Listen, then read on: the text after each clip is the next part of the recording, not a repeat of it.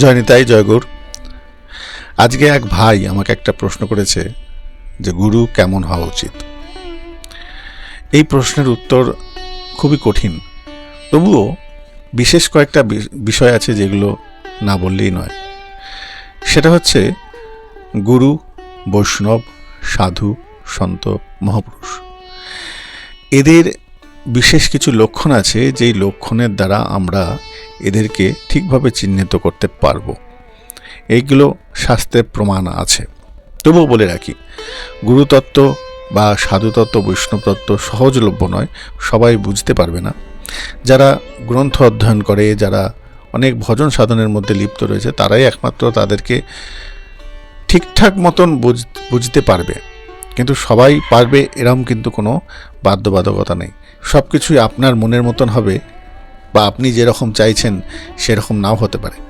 তাই খুব সাবধান।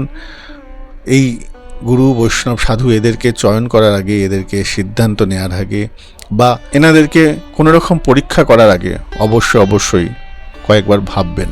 যেহেতু আজকে গুরুতত্ত্ব নিয়ে কথা বলছি, এজন্য গুরুতত্ত্বের কিছু কিছু লক্ষণ যেগুলো আমাদের প্রত্যেকের জানা উচিত।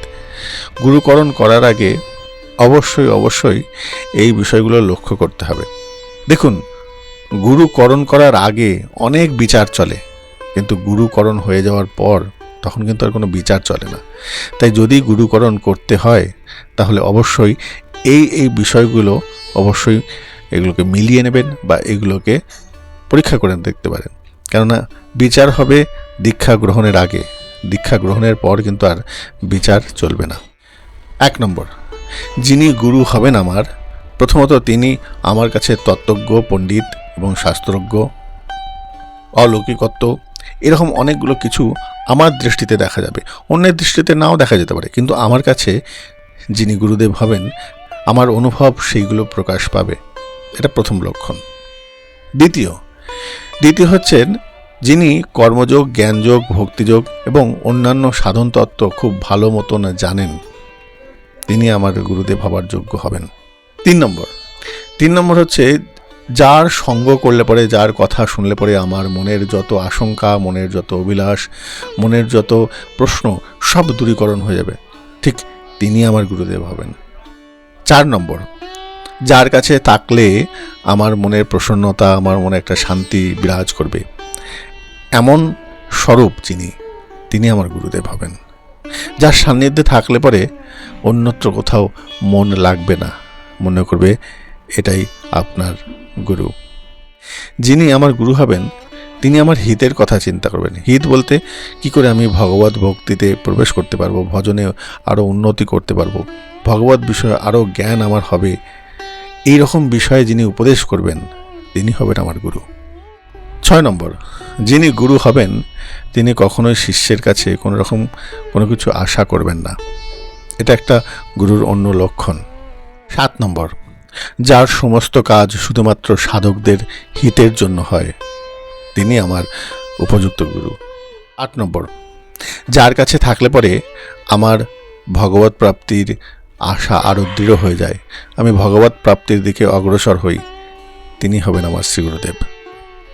যার দর্শনে, যার স্মরণে, যার চিন্তনে, যার ভাষণে, যার সঙ্গের মাধ্যমে আমার ভেতরে থাকা দুর্গুণ, দুর্ব্যবহার, দুরাচার, যে খারাপ জিনিসগুলো আছে, যে অশুভ শক্তি, যে পাপ শক্তি রয়েছে, সেগুলো ক্ষয় হয়ে যাবে। তার সান্নিধ্যে যাওয়ার সঙ্গে সঙ্গে আমার মধ্যে আর কোনো খারাপ জিনিস থাকবে না। মূলত তিনি আমার শ্রী গুরুদেব হবেন। একটা গুরুত্বপূর্ণ এবং মূল্যবান কথা বলি, গুরুকরণের ক্ষেত্রে যেটা সব থেকে বেশি প্রয়োজন, দীক্ষা গ্রহণের আগে গুরুদেবের মধ্যে এই লক্ষণগুলো অবশ্যই থাকতে হবে। যেমন ঠিক আছে, কিন্তু আরেকটা জিনিস মনে রাখতে হবে, গুরুদেব কখনো আমার মনের মতন হবে না, গুরুদেবের মতন আমাকে হতে হবে, বা গুরুদেব যেমন চাইছেন, গুরুদেব যেমনভাবে আমাকে নির্মাণ করতে চাইছেন আমি তদ্রূপ হব। যদি মনে করি গুরুদেব আমার মনের মতন হবে, তাহলে দীক্ষা নেওয়া উচিত নয়। কেন, গুরুদেব তিনি নির্মাণ কার্য করবেন। আমার মধ্যে ভগবত প্রাপ্তির যে কৃপা বা ভগবত প্রাপ্তির যে বিষয়গুলো, সেগুলো তিনি আমার মধ্যে প্রবেশ করাবেন। তাই তার মনের মতন আমি হব, আমার মনের মতন গুরুদেব হবেন না। এটা সবসময় মাথায় রাখতে হবে। তো গুরুতত্ত্ব নিয়ে আমরা যতটুকু শাস্ত্রে বিধান রয়েছে ততটুকু আমরা গুরু সম্বন্ধে জানলাম। কিন্তু এর বাইরেও আর একটা বিশেষ করে বলে রাখি, গুরুতত্ত্ব অত সহজলভ্য নয়। এটা এই যে বিষয়গুলো দেওয়া এগুলো তার সংজ্ঞার মধ্যে রয়েছে, কিন্তু এই সিলেবাসের বাইরেও আসতে পারে। তাই সবসময় সব কিছু এরকম হবে না, কিন্তু এগুলো ন্যূনতম থাকা উচিত। গুরুদেবের মধ্যে, গুরুতত্ত্বের মধ্যে এই লক্ষণগুলো অবশ্যই থাকতে হবে। জয় নিতাই, জয় গৌর।